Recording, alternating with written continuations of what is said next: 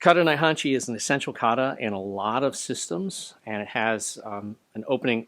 They all kind of begin the same way.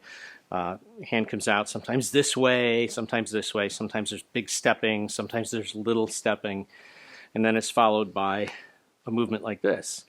Here's a common error that I see. I'll see people as they're doing their kata, they begin here and they come out here, they're looking really good, and then they do this. Because they're thinking, I'm hitting with an elbow strike. If you think that that's an elbow strike, you will always end up in a terrible position. You'll always end up having it too high, your structure will be broken. If you want to hit with a strong elbow strike, I recommend that you start thinking that maybe it's not an elbow strike.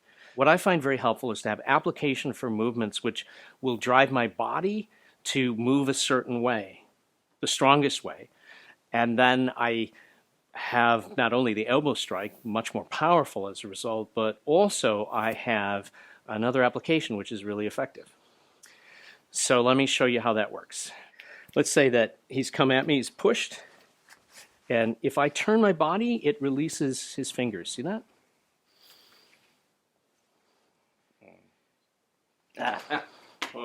Palm meets elbow. In other words, it becomes a finger break. Right? So he pushes. I go, whoa! There it is. So all I need to do now is meet my elbow. I just meet my elbow. So if I start thinking that way, instead of thinking about hit it with my elbow, I start thinking, I've got a finger there. And I'm concentrating on the hand coming back as much or more as the hand going out. And it's close to my body. It's a much stronger technique. Now let's see how that makes it actually better elbow striking. If I'm thinking about elbow striking, so I put all my concentration up here. I go, oh, right?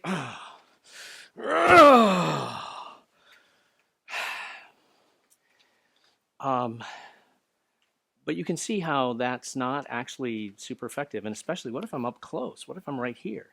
How am I going to make something work from up here? Well, the secret is not to think about elbow striking so much as think about how your body moves.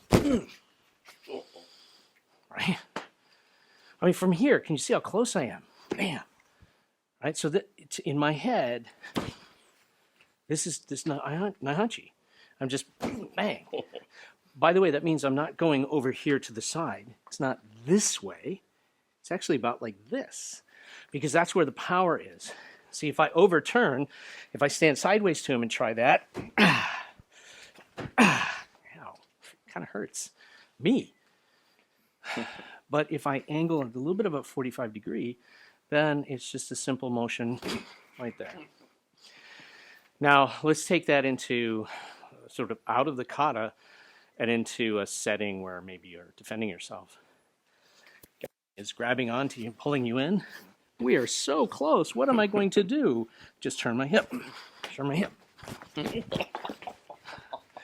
All I'm doing is this.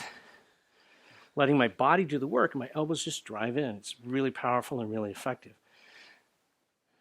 This also shows up in Ishinryu. We have a sequence of movements in our kata where we hit elbow strike, elbow, elbow. That's what I just did out of a kata called Sunsu. So you see that elbow striking is really about body movement.